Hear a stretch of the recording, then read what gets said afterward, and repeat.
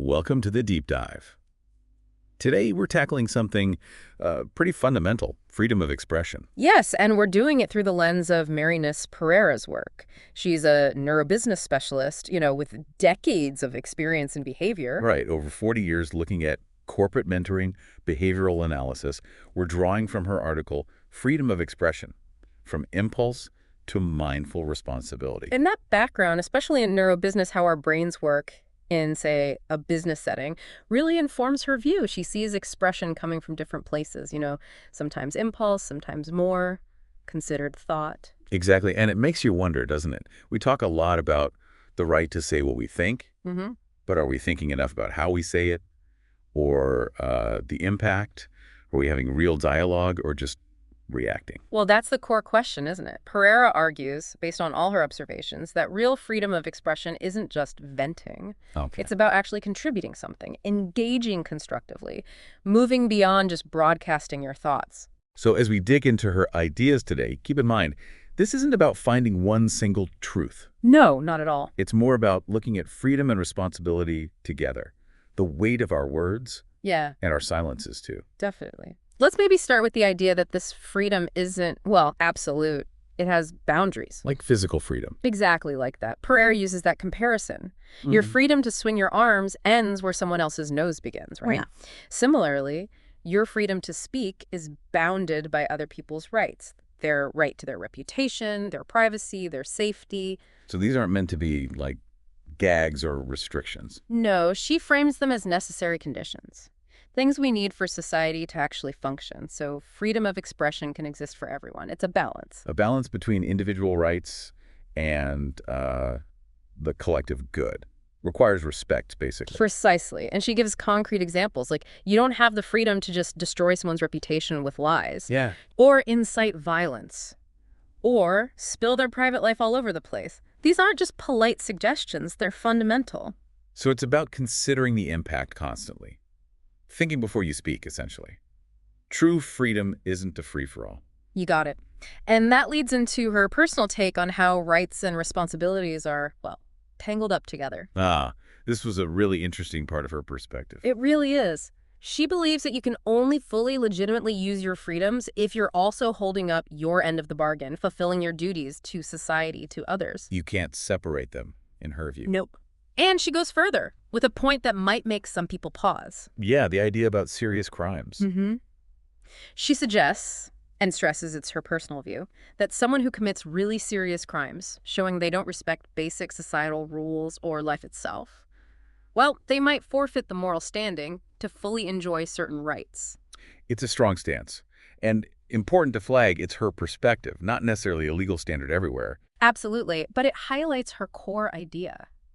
Freedom isn't passive. It's not just something you have. It's something you build and maintain. Yes, through being responsible, respecting the norms that let us all live together.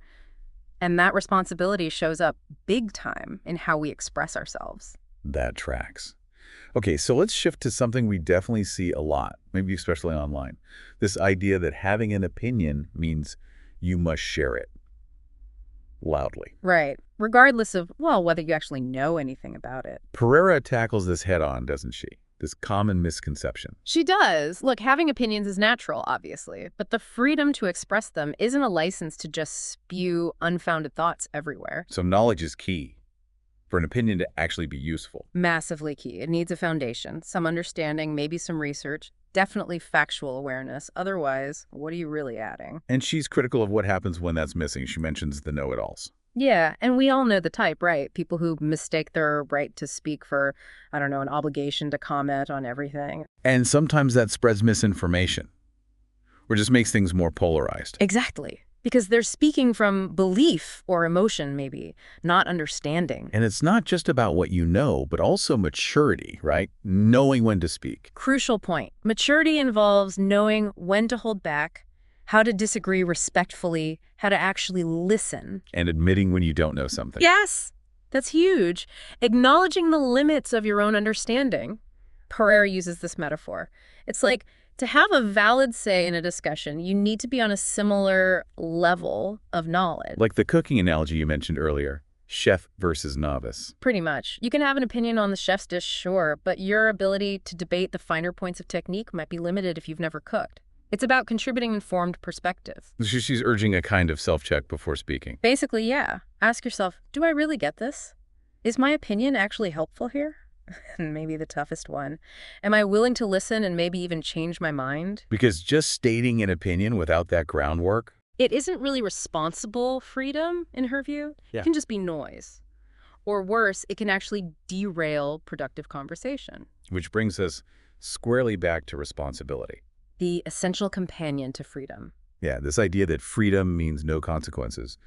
She really pushes back on that. Hard. The freedom to speak doesn't erase your accountability. For the content, yes, but also the manner how you say it and the context where and when. Content, manner, context. Got it. All part of responsible expression. And she links this to our inner selves, you know. Her background in behavior and emotional intelligence comes through here. How so? Well, how we communicate reflects who we are, our ability to interact positively. Are we expressing or are we aggressing? Are we contributing or just disrupting? That's a useful distinction. Expressing versus aggressing. Contributing versus disrupting. Right. And responsible communication isn't just about not causing harm. It's about actively trying to build understanding, make connections. Okay, and this gets even more specific when we look at work, the professional context. Yes, the whole don't bite the hand that feeds you idea, but she unpacks it thoughtfully. It's about destructive criticism. What does she mean by destructive, specifically? Well, things like tearing down the company publicly out of spite, spreading gossip, attacking colleagues online. She argues that's not freedom of expression. It's unprofessionalism. Maybe emotional immaturity. That's how she frames it. And it can backfire badly, obviously, on the person doing it and the whole workplace vibe. She draws a clear line between that and ethical whistleblowing. Absolutely critical distinction. If there's genuine wrongdoing, illegal stuff, harassment, corruption, then freedom of expression, maybe even your conscience, demands action. But through the right channels. Yes, that's key. The responsibility then is to use your voice to protect what's right, not just to hurt people because you're angry. So the motivation matters. Are you trying to fix a problem or just lash out? Exactly. And emotional intelligence helps you figure out the best way to raise serious issues without causing unnecessary destruction. And for less extreme workplace issues, what does she suggest? Mature approaches, like trying direct, respectful dialogue first. Maybe mediation. Or sometimes just deciding to leave. Right. Making a dignified exit if the environment truly clashes with your values. And she has a little note about that, too. Oh. That how you leave and what you say after you leave says a lot about your own integrity and professional maturity. It leaves a lasting mark. That's a really practical point. Okay, now let's talk about this concept she calls reverse freedom, the power of silence. Fascinating idea, isn't it? Freedom isn't just about speaking up. It's also about the choice not to remain silent when you see injustice or harm. So if you could speak out against something wrong, but you choose not to, out of fear, maybe, or just convenience? Pereira questions that. She suggests that it might not be exercising freedom, but actually abdicating responsibility. Wow. So silence can have ethical costs, too. Big time. It's like saying, I see this happening. I have the right to object, but I won't. And she frames the courage to speak up in those moments as a higher form of freedom, a conscious choice, maybe even a civic or moral duty that freedom of expression empowers us to fulfill. Okay, that really flips the script on silence. Finally, she addresses the misuse of this freedom, coercion, blackmail, the really dark side. Yeah, she draws some very firm boundaries here, using freedom of expression as a weapon, basically. How so? Like organizing pressure campaigns? Exactly, or boycotts, or even blackmail. Not because someone did something illegal or truly unethical, but just because you disagree with them or want to harm an opponent. So it's not about debate anymore. No, it's about using power to silence people. It becomes manipulation, aggression, pure and simple. And that's the complete opposite of constructive dialogue. The absolute antithesis. Yeah. It's a harmful distortion of what freedom of expression is supposed to enable. Understanding, not silencing. Okay, so let's try and wrap this up. We've covered a lot from Marynes Pereira's article, Freedom of Expression, from impulse to mindful responsibility. What's the main takeaway for you? For me, it's that real freedom of expression.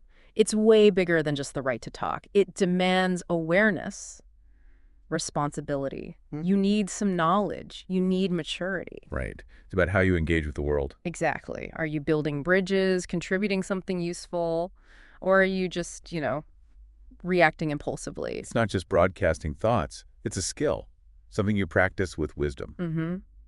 And it leaves us all with that question, doesn't it? What's the actual impact of my words and my silences? Yeah. Can we aim for expression that comes from, what, emotional intelligence, ethical responsibility, a real desire for dialogue? That seems to be her challenge to us. It's definitely food for thought. Huge thanks again to Marynes Pereira for the insights in her article that fueled this deep dive. Her work really provided a great framework. Absolutely. And for everyone listening, we hope you'll take these ideas and reflect on them in your own lives, your own conversations.